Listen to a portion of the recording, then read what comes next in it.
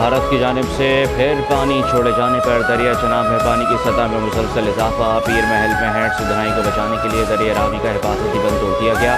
مائی سفورہ بند کو 2 مقامات سے بارودی مواد سے اڑا دیا گیا۔ خانوال میں 25 سے زائد دیہاتوں میں پانی داخل ہو گیا۔ ہیڈ کرموں پر اونچے درجے کا سیلاب۔ ملتان اور گردنوا سے 4 لاکھ افراد محفوظ مقامات پر منتقل۔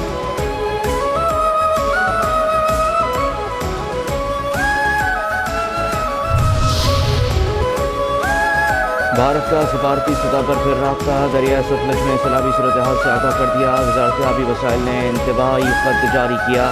دریائے ستلج میں انتہائی اونچے درجے کے سیلاب کا خدشہ۔ دریائے توی میں جموں کے مقام پر بھی اونچے درجے کا سیلاب۔ 28 اہم محکموں کو بھارت کی جانب سے دی گئی معلومات سے آگاہ کر دیا گیا۔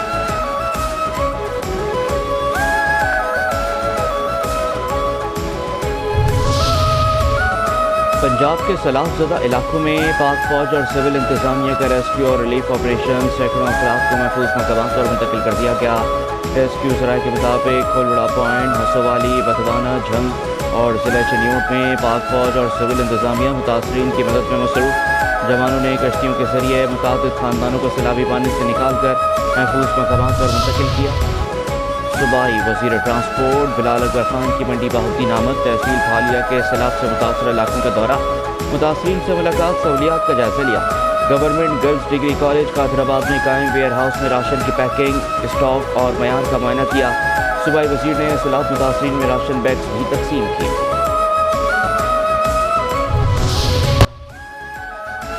چنیوٹ میں گورنر پنجاب سردار سلیم حیدر خان کا دورہ۔ ڈپٹی کمشنر صفی اللہ گوندل کی سیلاب متاثرین کی امداد اور بحالی کے لیے جاری اقدامات پر بریفنگ۔ گورنر پنجاب نے فلڈ ریلیف کیمپ، اڈ پٹھان کوٹ اور دیگر علاقوں میں قائم کیمپس میں اسٹالز کا معائنہ کیا۔ سیلاب متاثرین سے ملاقات، کہتے ہیں حکومت سیلاب متاثرین کو تنہا نہیں چھوڑے گی۔ ڈپٹی کمشنر شہید بن نصیر آباد عبدالصمد نظامانی نے سکھرنڈ اور قاضی احمد سے گزرنے والے دریائے سندھ کے حفاظتی پشتوں اور کچے میں رہنے والے مختلف علاقوں کا دورہ کیا۔ مختلف گاؤں والوں کو قائم ریلیف کیمپس میں منتقل کیا۔ اوش شریف میں دریائے ستلج اور دریائے چناب کے رہائشی علاقوں میں سیلاب کا پانی داخل۔ شہری اپنی مدادات کے تحت نقل مکانی کرنے پر مجبور۔ انتظامیہ نے نشیبی علاقوں کے لیے ہائی الرٹ جاری کیا، مگر تاحال خیمہ بستیاں قائم نہیں کی جا سکیں۔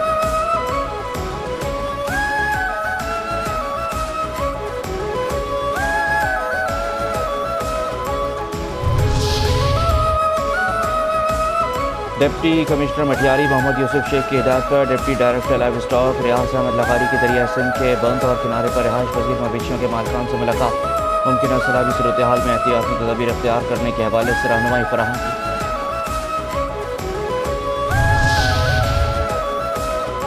گندم آٹا مافیا کے سامنے وفاقی صوبائی اور ضلعی حکومتیں ڈھیر۔ پشاور کی مارکیٹ میں 20 کلو آٹا 700 روپے مہنگا ہو کر 2200 روپے میں فروخت ہونے لگا۔